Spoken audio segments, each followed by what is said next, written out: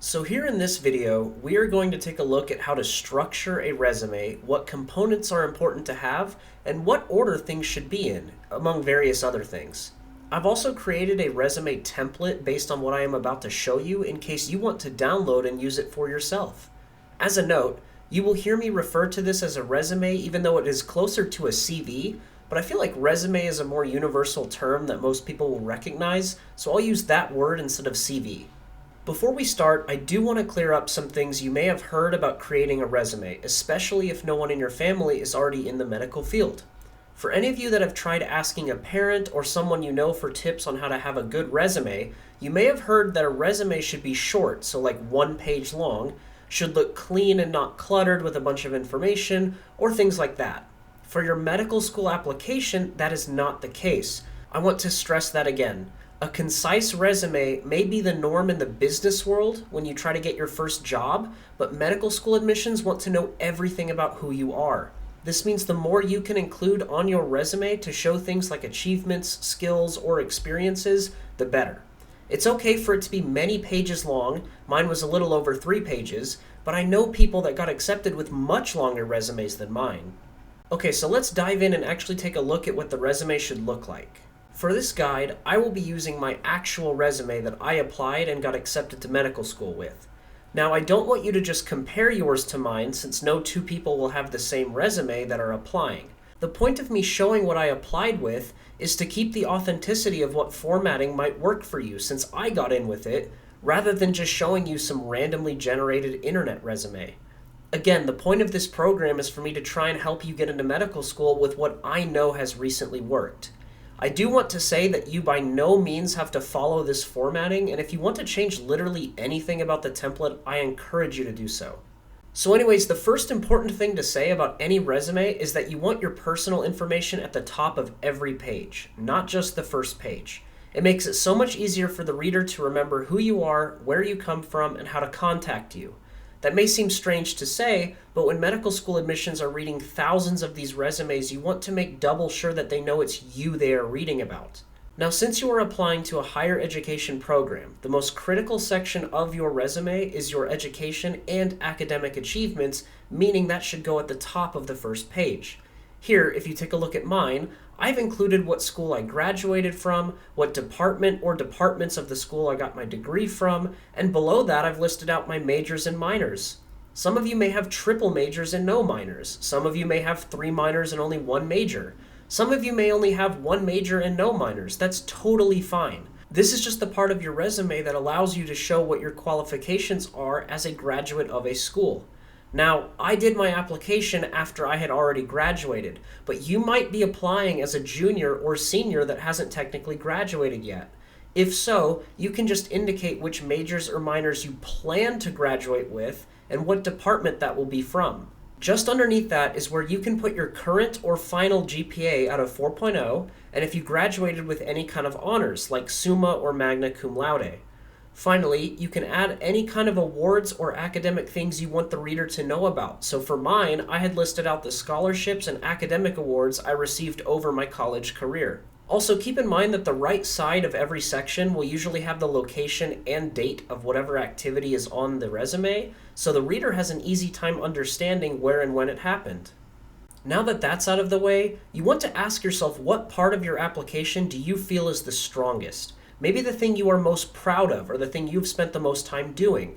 For me, that was my research. I spent a lot of time in undergrad and even a gap year after graduating, all dedicated to just doing research. So over the next page and a half, I go into detail about the research experiences I had, the funding I got, and any abstracts or papers that I either presented or got published. For you, you might not have that much research, or maybe you have a lot more work experience, or volunteering, or shadowing than I did.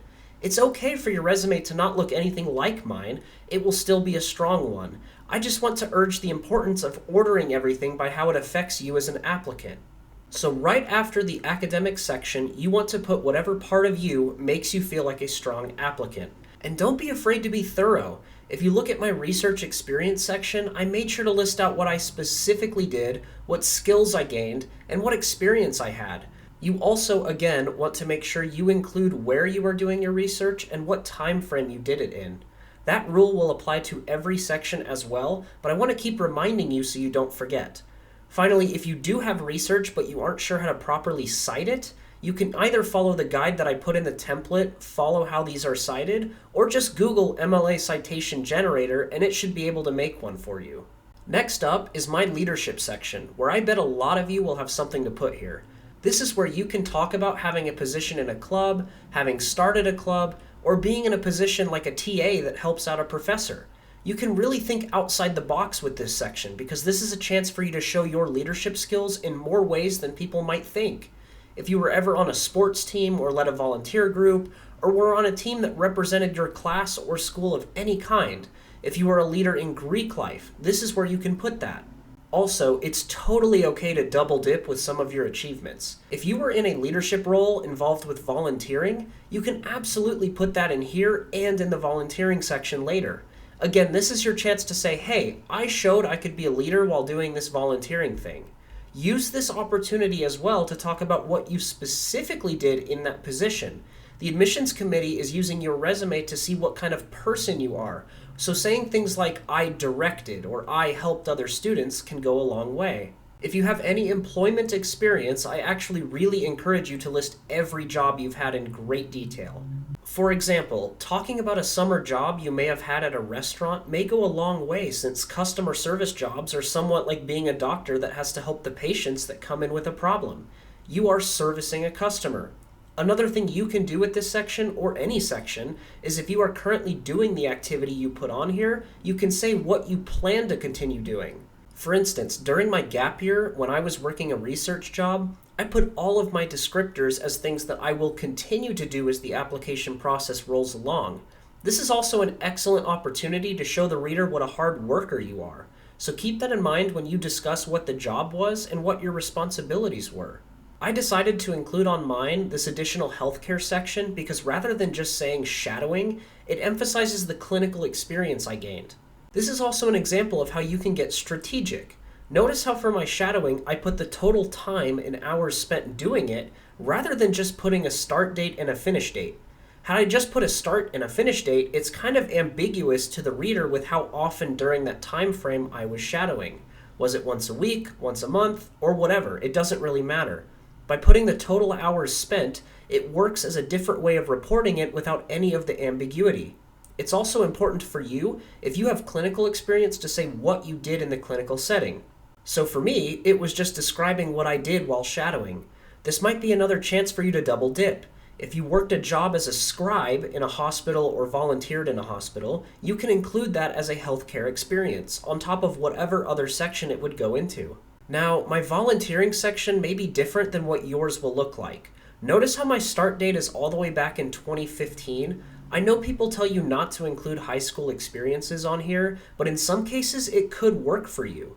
For me, I spent a lot of time in undergrad doing other things like focusing on classes, trying to get research, and during the summers I tried to either work or do more classes. I never really had as much time to volunteer as I did during my high school days. So, what I decided to do is include all of the volunteering I had done since my junior year of high school and during my gap year while applying. My volunteering section looks a little small and less fleshed out compared to the other sections. Again, it's important to strategically put down information that will impress the reader. However, in my case, I felt as though volunteering was a weak point of my application. So I not only put it towards the end, but also formatted it in a way where I didn't go into major detail about each experience. If you feel that community service is a strong point for you, you should absolutely go into detail about each experience and how long you did it for, what it meant to you, and what you gained from it. Now, you don't have to do this if you don't want to, but I decided to include a section for all the professional organizations that I was a part of. I wanted to separate this from academics because otherwise that section might look too bulky and confuse the reader. This is where you can list things like clubs you were in, honor societies, Greek life, anything that you are a member in. Finally, the last section of this resume is something that I think you should also keep as the last section for yours. It serves as the miscellaneous category that allows you to showcase random skill sets you may have, and you never know what might impress a reader. This is where you can talk about things like being proficient in another language, having skills like knowing how to code, use Microsoft Excel, any training certifications you have received, any sports you may play, and also any hobbies that you have. If you have a hobby that you spend a lot of time doing, put that. It shows you are dedicated to something and that you have enough balance in your life to have a hobby. You'd be surprised, but once you get into medical school, they will spend weeks lecturing you about how important having free time or hobbies is to your mental health while you are a med student. So if a reader sees that you have something you like doing, it reassures them that you have variety in your life besides just school, which will become important. The template I created for you is based off the one I am showing you now, so please feel free to change and rearrange it to best suit yourself. Remember, don't try to compare the two of us. Use mine as a guide to build your own. I can't tell you how difficult it was just to organize the thing and make it look pretty. Also, you might be way better at designing than I am, and if so, you can definitely try to make the thing look prettier. But at the very least, you now have a template and a guide kind of explaining the thought process of what goes into making a successful resume.